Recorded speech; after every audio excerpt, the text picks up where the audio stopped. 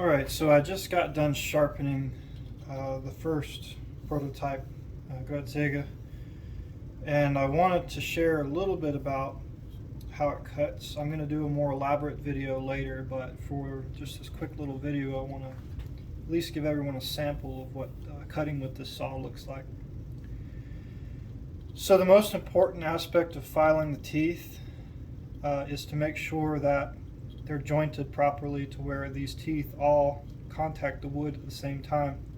If you have one tooth that's too tall or a few teeth that are taller than the others, those are really the only teeth that are going to be doing any cutting to begin with.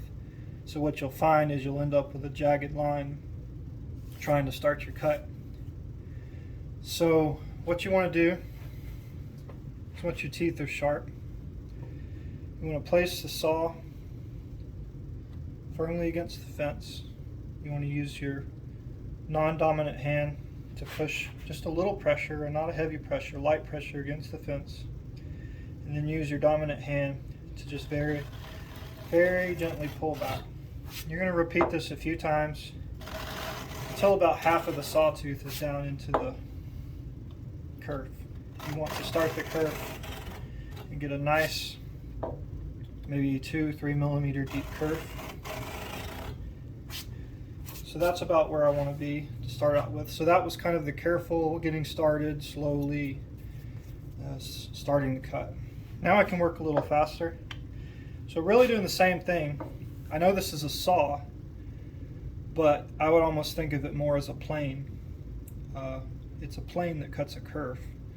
So you're not going to be reciprocating it like you would think. That's more the intuitive motion because this is a saw, but that's not the case. These teeth are so coarse that if you tried to push forward, it cuts on the pull stroke. So if you tried to push forward to bring the saw back to the starting position, it would be very hard to push, and you would probably move your workpiece around and wear yourself out. The way I do it is I just get a nice little rhythm. This saw is so coarse that in a matter of a dozen or so pulls,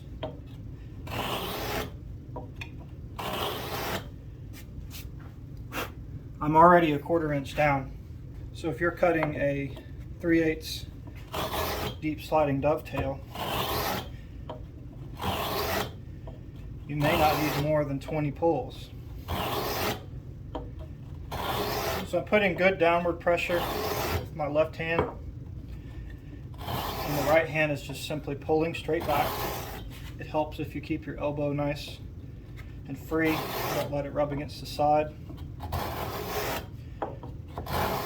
So here, I'm already just under about 1/2 inch down. So if you're cutting a 1/2 inch deep dovetail, you're already done. That's the reason why these have coarse teeth. That pulling motion right there is very easy to do. I just lean back with my body weight, and it moves so smooth, and I don't have to worry about reciprocating the saw. So we're over a 1/2 inch deep now. So there's nothing slow about this saw.